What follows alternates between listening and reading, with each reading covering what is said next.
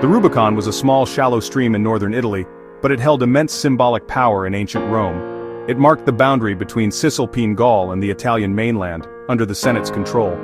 Roman law forbade any general from crossing it with an army. Doing so was treason, a declaration of war.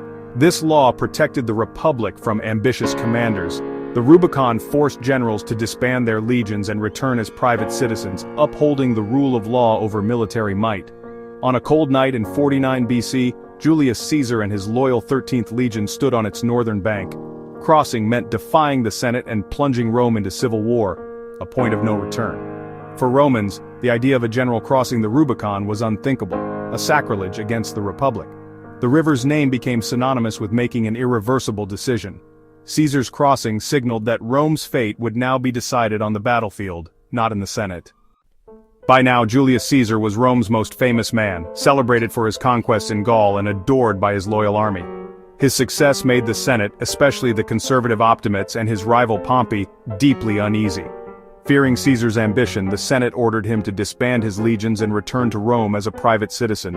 Caesar knew this meant political ruin or worse. His enemies waited to prosecute him.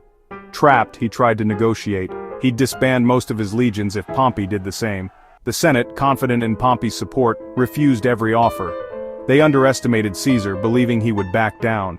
Instead, they pushed him into a corner. Caesar faced a stark choice: surrender and risk destruction or fight for his future. The Senate's gamble would soon have consequences they could not control. On the banks of the Rubicon, Caesar faced his greatest decision. Obedience meant surrendering to his enemies, rebellion meant civil war. Crossing the river was an act of insurrection, risking everything. Yet it was also a chance to seize power and shape Rome's destiny. Caesar hesitated, fully aware of the gravity of the moment, but once the first soldier stepped into the water, there was no turning back. Alea iacta est, the die is cast, he declared, rolling the dice on his future. With those words he led his legion across the Rubicon. The boundary was broken, civil war had begun. Rome would never be the same. News of Caesar's crossing sent Rome into panic. The Senate and Pompey fled, leaving Italy to Caesar without a fight.